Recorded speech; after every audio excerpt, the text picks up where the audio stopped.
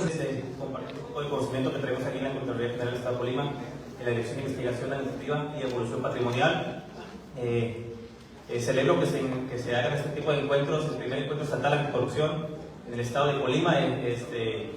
A nivel federal, ahí en la Contraloría participamos también en encuentros, ahora sí, a nivel Estado, encuentros con autoridades investigadoras y asociadoras.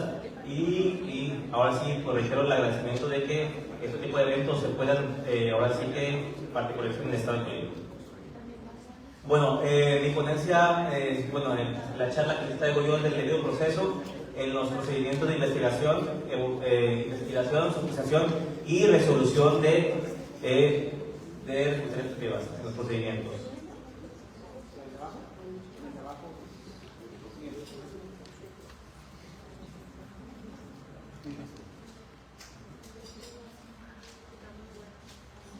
Ok, una reflexión inicial. Como todos sabemos, los gobiernos hoy en día estamos bajo una observancia social y una evaluación de la sociedad. Esto se debe a la exigencia que existe de la ciudadanía a que haya, ahora sí que procedimientos justos, transparentes, y en ese entendido es que el debido proceso abona para que estos procedimientos sean justos, sean transparentes. Abona también para que estos procedimientos puedan, ahora sí, ser una herramienta fundamental contra el combate a la corrupción y la rendición de cuentas. Entonces, nos vamos a la importancia del debido proceso. ¿Cuál es la importancia del debido proceso? Bueno, antes que nada son 4 puntos que me permito compartir. Decirles que el debido proceso, ahora sí que protege derechos humanos. El debido proceso está consagrado en tratados internacionales y constituciones nacionales como un derecho humano fundamental, evita abusos de poder y garantiza un trato justo. El segundo punto es que evita decisiones arbitrarias por las autoridades. Las autoridades no pueden sancionar, detener o privar de derechos a una persona sin seguir un procedimiento legalmente establecido para ello. Otro punto es que asegura la imparcialidad, ya que el debido proceso exige que quien juzga resuelva, no tenga interés en el caso que lo ocupa y que se base únicamente en los hechos y pruebas que se le den a conocer. Y por último, el debido proceso nos ayuda a fortalecer la confianza en las instituciones. Esto en el sentido que cuando hay procedimientos transparentes y justos, la ciudadanía confía un poco más en la justicia y en los gobiernos. Pero antes que nada, igual continuando el tema, quiero abocarme en cuanto al debido proceso. ¿Qué se entiende por debido proceso? Bajo dos conceptos, una perspectiva constitucional y otra convencional. Entendemos el debido proceso desde una perspectiva constitucional como el conjunto de derechos y garantías que tiene toda persona frente al Estado cuando se encuentra en un proceso sujeto a un procedimiento, sea jurisdiccional o no sea jurisdiccional. Este procedimiento, el fin de este procedimiento o proceso que presenta la persona debe tener como cual una posible afectación a su esfera política. Igualmente, en una cuestión ahora sí en materia de responsabilidades administrativas, ¿cómo podemos definir o cómo implica o cómo impacta el debido proceso? En un procedimiento sancionador, el debido proceso implica un conjunto de garantías legales y principios fundamentales que deben observarse para asegurar que los procedimientos sean justos, imparciales y respetuosos de los derechos humanos de las personas señaladas como presuntas responsables. Poder hablar del debido proceso y principios en materia de responsabilidades administrativas es necesario también entender cuáles son las bases jurídicas que sustentan en nuestro país y también en el derecho internacional. Ahora sí, el debido proceso emana, en cuanto constitucionalmente hablando, de los artículos 14, 16 y 20. Como todos sabemos, el artículo 14 nos manifiesta que nadie puede ser privado de sus derechos o bienes o posesiones, sino mediante un juicio seguido por tribunales competentes en los cuales se siga las formalidades esenciales de un procedimiento y conforme a las leyes estrellas que estén hechas con anterioridad a los hechos que se imputan. El artículo 16, por su parte, también protege a las personas de ser molestadas personas, familia, papeles, documentos y posesiones, salvo mediante algún escrito de autoridad competente que funde y motive el actuar el acto actual. Esto implica que aquí, como autoridad, nosotros en el derecho administrativo, todos nuestros actos de autoridad deben estar debidamente fundados y motivados para efecto de respetar el debido proceso. También les quiero hablar del artículo 20. El artículo 20 tiene especial relevancia, como todos sabemos. El artículo 20, el apartado B, aquí se aplica este artículo en materia penal. Este artículo es el que también vienen todos los ahora sí que los principios del debido proceso en materia penal para respetar o establecer o dar garantías mínimas a las personas sujetas a un procedimiento penal.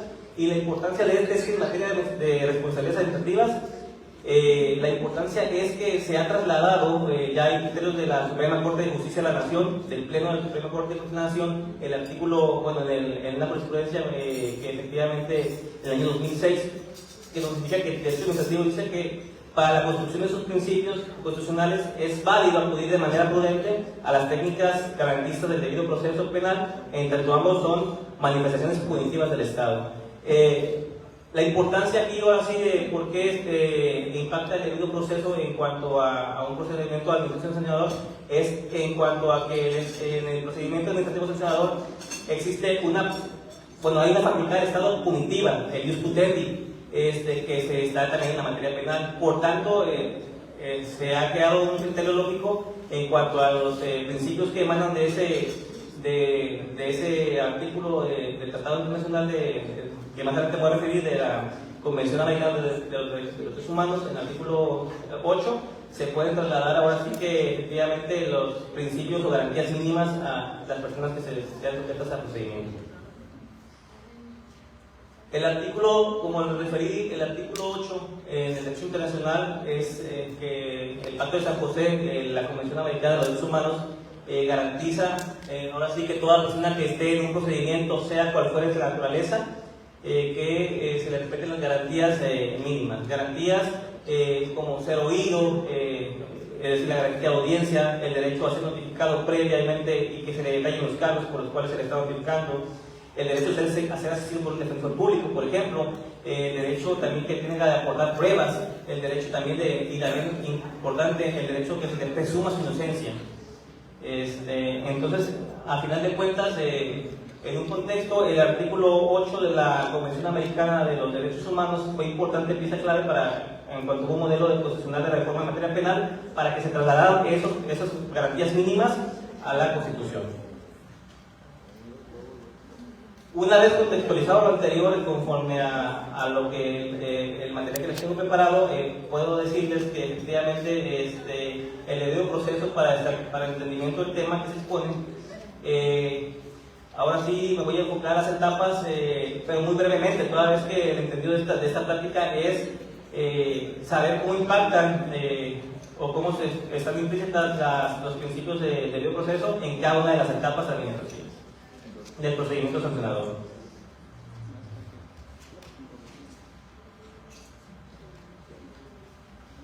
Ok, más que nada les voy a explicar brevemente cuál es el proceso administrativo sancionador. A nosotros nos regula una ley general de responsabilidades administrativas. Esta ley general de responsabilidades administrativas que se creó en el preámbulo de que llamamos el Sistema Nacional Anticorrupción, en cuanto esta ley se publicó el 18 de julio de 2016, es la que marcó un paradigma para efecto de que a los servidores públicos ahora sí, por sus actos o omisiones, se les tipificaran las conductas. Es decir, se encuadraba una conducta de materia administrativa para efecto de imponer una sanción. En este preámbulo, esta corriente ahora sí que nos manifiesta que la manifestación punitiva del Estado se ve materializada mediante esta ley en materia administrativa, les reitero, en su vertiente administrativa. De ahí la razón de que la Ley General de Administrativa sea la que marque los procedimientos, tanto de sustanciación, investigación y resolución de las faltas administrativas. Igualmente, esta ley es muy importante porque también justificó la gravedad de la falta, estableciendo faltas graves y no graves de servidores públicos, y enmarcó, como ya les dije, los procedimientos para cada uno de ellos. Bueno, entonces, me refiero a las etapas. El procedimiento en sí, muy concretamente, empieza con una etapa de investigación en la cual una autoridad investigadora puede recibir una denuncia ya sea de oficio, también puede haber una investigación por derivado de una auditoría por autoridad competente, y también en cuanto a que efectivamente recibe la denuncia, se abre ahora sí un panorama para efecto de hacer actos de investigación. Estos actos de investigación deben ser conforme a derecho, deben ser en el marco de la ley, y efectivamente, una vez hechos los actos de investigación, la autoridad investigadora, cuando cree ella que es conveniente, que ya no hay elementos por investigar o no hay suficientes elementos, debe de hacer un acuerdo de calificación de faltas o en su caso un acuerdo de no elementos, porque no encontró ahora sí que elementos por configurar la falta administrativa. Una vez, en el caso que nos ocupa, hablando de que se calificó una falta, se encuentra la persona presunta responsable con elementos para efecto de imputarle una posible falta administrativa, se realiza un informe de presunta responsabilidad administrativa.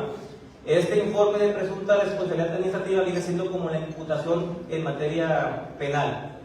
En este informe de presunta responsabilidad administrativa, la autoridad investigadora, una vez que recabó elementos, datos de prueba, de forma muy técnica va a escribir, conforme a los hechos, va a escribir efectivamente cómo encuadra la conducta y cómo cada uno de los elementos del tipo administrativo se configuran para efecto de poderle dar ahora sí que el carácter de presunto responsable y llevarlo a la siguiente instancia, que es cuando presenta la autoridad investigadora, presenta en la etapa a la autoridad sustanciadora, que es otra autoridad que tiene la Ley General de Responsabilidades Administrativas, presenta el informe de presunta responsabilidad, y cuando la autoridad sustanciadora admite el informe, es ahí el momento en que formalmente se inicia el procedimiento de presunta responsabilidad administrativa. Formalmente ese es el tiempo en el cual inicia el procedimiento. Y una vez iniciado el procedimiento formal, la autoridad sustanciadora tiene que, ahora sí, una vez se ha hecho el acuerdo de admisión del procedimiento, tiene que emplazar al presunto responsable, citar a las partes, fijar una fecha para audiencia, para que el presunto responsable pueda ser oído, escuchado y ofrecer pruebas. Y una vez en la audiencia inicial al presunto responsable, y aquí me hago un punto importante, un paréntesis, porque en la audiencia inicial el debido proceso no va a agregar relevancia, ya que en ese punto donde está en juego, conforme a la autoridad investigadora, el deber de efectivamente materializar el debido proceso en sí, en la mayor parte de los principios que hay del debido proceso en materia administrativa. Una vez que comienza la audiencia inicial, el presunto responsable puede comparecer personalmente, debe ser por medio de un defensor público, un defensor privado también, que sea técnico en la materia.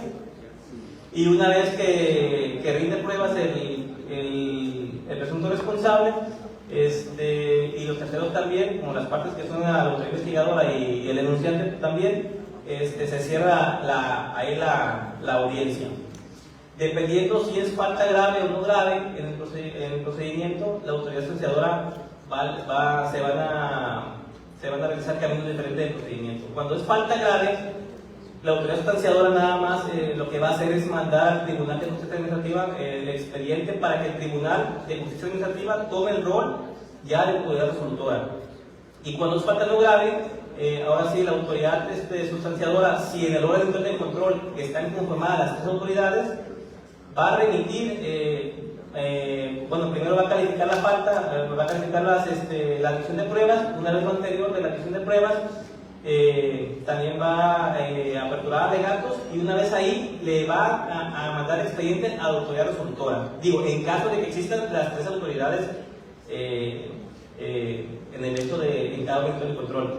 En lo general pueden ser dos autoridades, que es la autoridad investigadora, y la sustanciadora también puede ser la resolutora. Pero en ningún caso nos mata la ley general que la autoridad investigadora debe también tener facultades de sustanciar o resolver procedimientos. Bueno, una vez lo anterior que llega en la falta no grave a la autoridad resolutora, pues ya la autoridad resolutora deberá cerrar instrucción y preparar y emitir la resolución correspondiente. También una resolución que debe ser apegada a derecho, para efecto de que no pueda ser alguna carencia en cuanto a la técnica de la sentencia y pueda, ahora sí que una inconsistencia que pueda en un recurso de impugnación, pues ahora sí echarla abajo y con esto configurar una posible impunidad.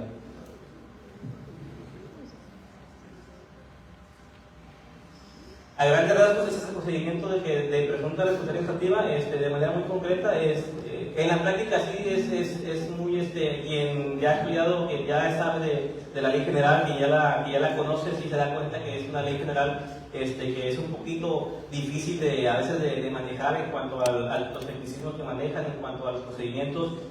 Pero aquí en la Contraloría General del Estado de Colima estamos haciendo todo lo posible porque efectivamente los procedimientos que hagamos sean conforme a derecho, ¿no?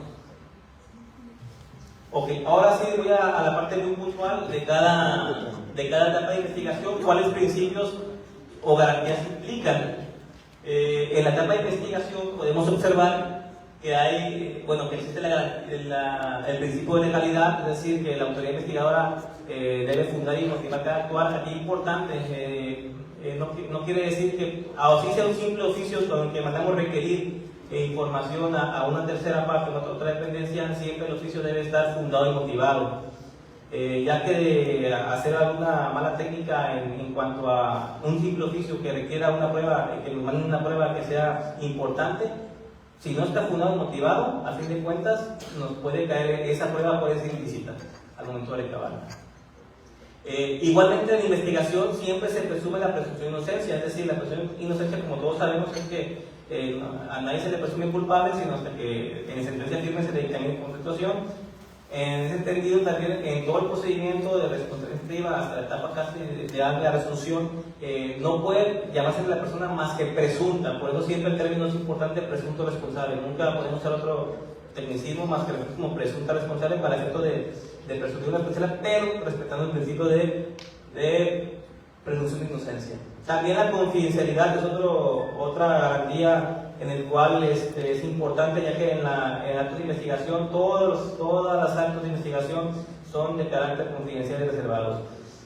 Esto ha implicado también efectos se ha estudiado pues, casos de que igual por el ímpetu a lo mejor de conseguir una investigación pueda sacar inclusive de contralorías internas, municipales, estatales, de que la etapa de investigación ya tienen a un posible sujeto y lo nombran con todo, hacen una nota periodística y con todo lo que se apenas está investigando a tal persona, con nombres y apellidos, ahí se rompe completamente el principio. Desde esa manera se rompe el principio y el asunto, ahora sí, de todo lo que se haga para adelante va a caer en una ilegalidad y puede ser también causa de impunidad al no obtener en un futuro, en una resolución, ahora sí que no puede hacerse valer porque esa resolución pues se va a caer. Igual, la autoridad investigadora siempre debe ser imparcial y objetiva, toda vez que ahora sí que el imparcial debe ser que la autoridad investigadora no debe tratar a las partes, al denunciante en este caso, y al presunto responsable con toda la imparcialidad que tiene, debe siempre mirar en cuanto a los hechos y pruebas que se le presentan también, no debe ir más allá, a efecto nada más de cuidar esa parte. Ahora me refiero a los principios y garantías del debido proceso en la etapa de sustanciación. Como le referí, en la etapa de sustanciación se da el cúmulo de principios efectivamente que consideran importantes también, porque en esa etapa también se desarrollan ciertas actuaciones de autoridad sustanciadora que debemos cuidar en cuanto al actuar para efecto de no caer en alguna ilegalidad en el procedimiento. Una de ellas es la presunción del principio de legalidad, efectivamente que todos los actos de la sustanciadora debe ser primeramente una autoridad competente para el efecto. En la presunción de inocencia también, en esta etapa, igualmente no se le puede llamar a la persona señalada o del procedimiento más que presunta responsable. En la confidencialidad también en esta parte, las partes sí pueden tener que ser expediente, y el derecho a otra cosa. Me refiero y me regreso al tema de la audiencia. En el momento en que se desarrolla la audiencia, ahora sí se materializan algunos supuestos de aquí. Por ejemplo, en la audiencia pues, se le pregunta al presunto responsable que tiene derecho a no incriminarse, que tiene derecho ahora sí a ofrecer las pruebas.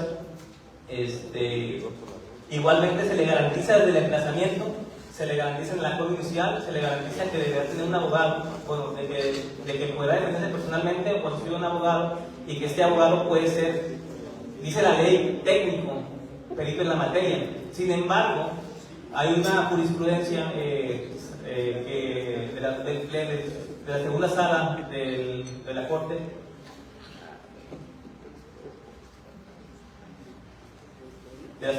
Corte, efectivamente, que dice que para el derecho a la defensa basta nada más con que sea un abogado. Es decir, que el derecho a la defensa no aplica en materia administrativa como derecho penal.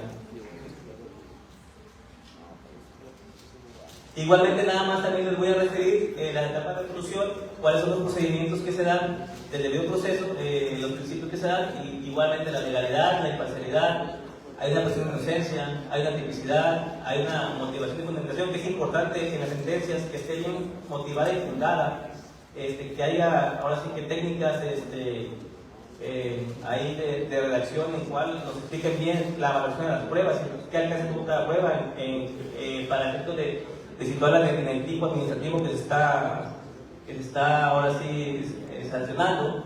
También debe haber una proporcionalidad de sanción, es decir, que la sanción grave o no grave también debe verse causas externas, como por ejemplo si es reincidente, por ejemplo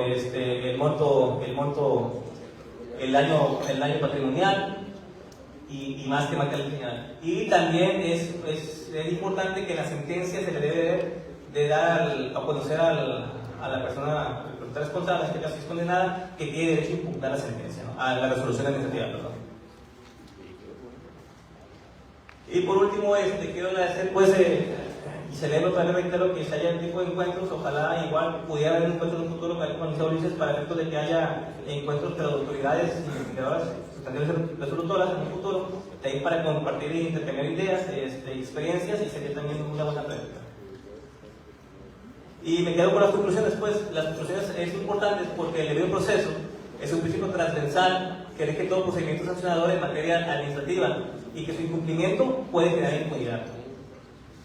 Además, la Ley General de Responsabilidades, en consonancia con la Constitución Federal y tratados internacionales, impone a las autoridades el deber de garantizar procesos sancionadores justos, imparciales y transparentes, alineados con un Estado democrático de derecho.